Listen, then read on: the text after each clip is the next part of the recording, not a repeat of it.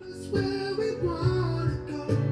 Hold me now, touch me now. I don't wanna live without you. Nothing's gonna change my love for you. We love each other. I love you. One thing you Can you feel it? I'm kind of in this soul, folksy vibe. Nothing's gonna change my love for you. This is your update with your host being me. Change my whole life. Nothing's gonna change my love for you. Nothing's going to change my love for you. This is an update. I was just kind of in that folksy, soulish kind of vibe. The Star Trek thing just wasn't clicking in. So, anyways, I just want to talk to you about a few things to get you updated about, some things that are happening. And Valerie and I were away last weekend. Pastor Jim did a great job with a standalone message. 30 people responded. New families are coming. This summer, we've been growing with new families. First, let me tell you this. Most of the information, not I say most, but I need your help with this. We're out of the Subsplash. In other words, Subsplash is not our CRM anymore. What I need you to do as leaders, I need you to get that Church Center app. I need you to register. You'll be able to talk to your groups, your teams. There's a chat with it that takes place, and that now becomes our giving platform. We've tested it. It works.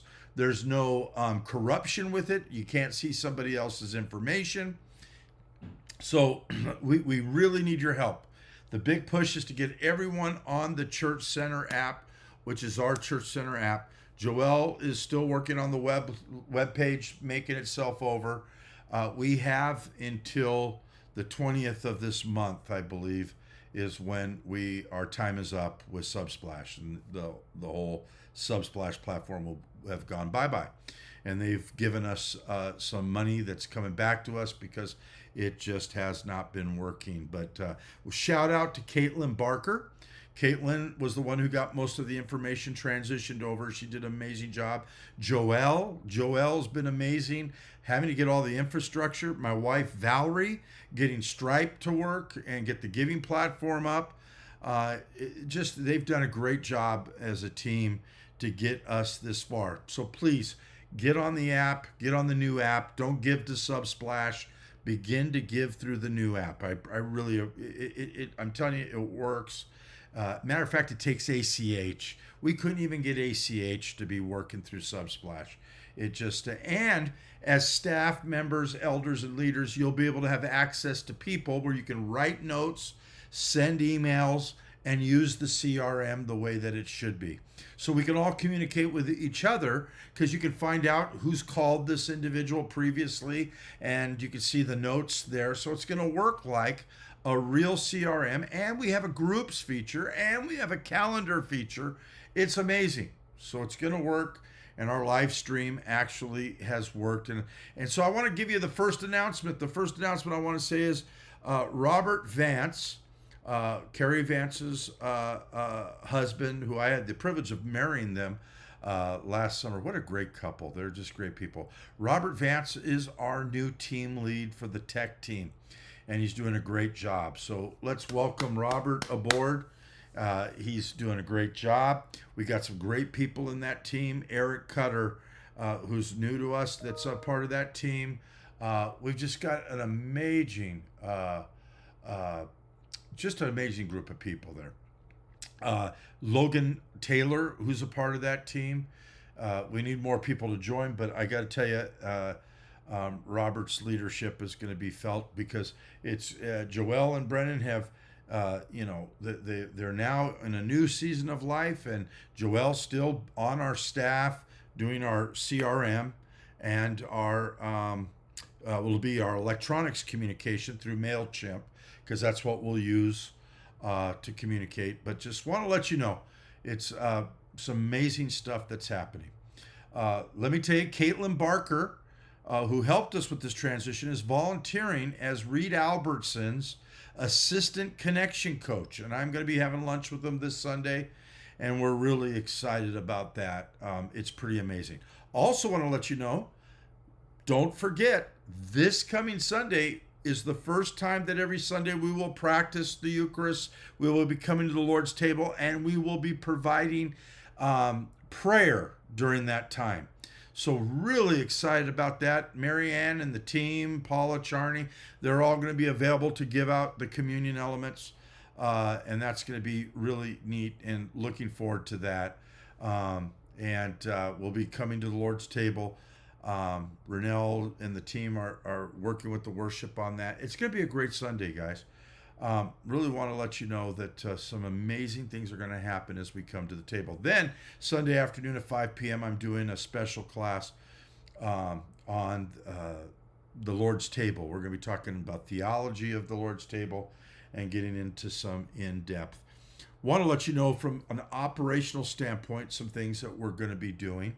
We're getting business cards for our staff, elders, and council, so that when we open up our next steps room that Reed and the connection team will have, we'll have business cards there of all the people, so people will have access of the different people and what they do, and have their contact information, so everything's going to be user friendly that way. And so that's something that we got in process. We are going to be giving, starting this month, going into the final quarter, there will be a quarterly letter that will be an update, not just of giving, but also telling people where we're going into this next season of life. And that's been really amazing, and I'm excited about that. So God's doing some neat things there, folks. It's some really neat things. This Saturday, we know that we've got all hands on deck. The ladies are doing some lunch. We're going to be working in that playground area from 8 o'clock to noon. The next week, the parking lots get striped. Next Sunday night is a blaze night. So we'll have lines for a night that we normally get a lot of people to come on out for that. And the theme for a blaze night is going to be unity, where we'll be declaring prophetically unity, and we'll be doing communion for a blaze night as well. So it's going to be a very good evening. Now, you're going to see this. I copied this off, and it looks like the Ten Commandments. But I want to tell you where we're going, sermon series. This might be a little longer, but I want to let you know where we're going with our message series. So for 4 Sundays, we're going through Contagious Grace. And the synopsis of this message series is: we are both set apart for the world and missionally placed in the world. Grace is viewed at the cross with the unconditional sacrifice of Christ. Contagious grace liberates us to live in the middle of life's chaos without having the fear of the future. The grace that reveals what humbles you cannot hurt you. Get that? It can't hurt you. This frees us to live a life of obedience, which is denying ourselves, that we can love and serve the outcasts and the despised. Out of this grace, we are called to radical, ordinary hospitality that makes strangers neighbors and neighbors into the family of God.